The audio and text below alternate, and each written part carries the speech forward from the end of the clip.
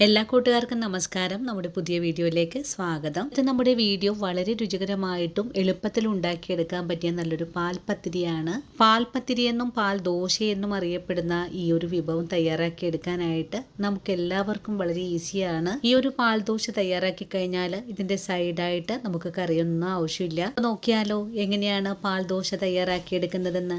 പാൽ ദോശ തയ്യാറാക്കിയെടുക്കാനായിട്ട് ഒരു ബൗൾ എടുത്ത് വെച്ചിട്ട് ഇതിലേക്ക് 1 കപ്പ് അളവിൽ പാല് ചേർക്കാം. ഒരു കോഴിമുട്ടയും 1 കപ്പ് തന്നെ വെള്ളവും ഒരു ബാഡ് സ്മെല്ല് മാറി കിട്ടുന്നതിനായിട്ട് 1 ടീസ്പൂൺ അളവിലെ വാനില എസൻസും കൂടി ചേർത്ത് 1 കപ്പ് അളവില് ആട്ടപ്പൊടി കൂടെ ചേർക്കാം. ഇനി കട്ടകളൊന്നും തന്നെ ഇല്ലാതെ നല്ല പോലെ ഇളക്കി ഒന്ന് മിക്സ് ചെയ്തെടുക്കാം. പോലെ മിക്സ് ചെയ്ത് കഴിഞ്ഞാൽ പിന്നെ ഇതിലേക്ക് മധുരത്തിന് ആവശ്യമായ പഞ്ചസാര കൂടി ചേർത്തിട്ട് വീണ്ടും നല്ലോണം തന്നെ ഇളക്കി ഒന്ന് യോജിപ്പിക്കാം. കൂടെ തന്നെ ആവശ്യത്തിനുള്ള ഉപ്പും കൂടി ചേർക്കണം. മാവ് നല്ല ക്രീമി ടെക്സ്ചറിലേക്ക് മാറ്റുന്നതിനായിട്ട് ഒരു മിക്സിയുടെ ജാറിലേക്ക് മാറ്റിയിട്ട് വീണ്ടും നല്ല പോലെ തന്നെ അടിച്ചെടുത്തിട്ടുണ്ട്. ഇപ്പോൾ നമ്മുടെ മാവ് നല്ല ക്രീമി ടെക്സ്ചറിലേക്ക് മാറിയിട്ടുണ്ട്.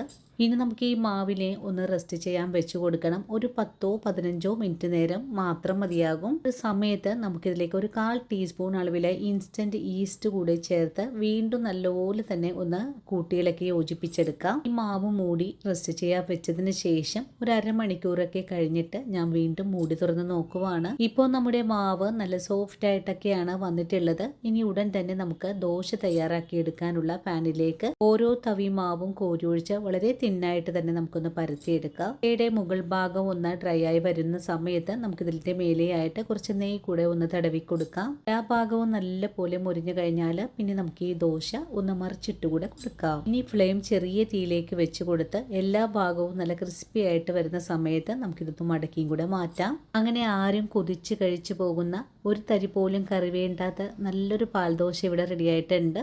ഇതുവരെയും നിങ്ങൾ ഇതുപോലൊരു പാൽ ദോശ തയ്യാറാക്കിയിട്ടില്ലെങ്കിൽ തീർച്ചയായിട്ടും നമ്മുടെ ഈ ഒരു വീഡിയോ കണ്ട് തയ്യാറാക്കി നോക്കാൻ മറക്കല്ലേ.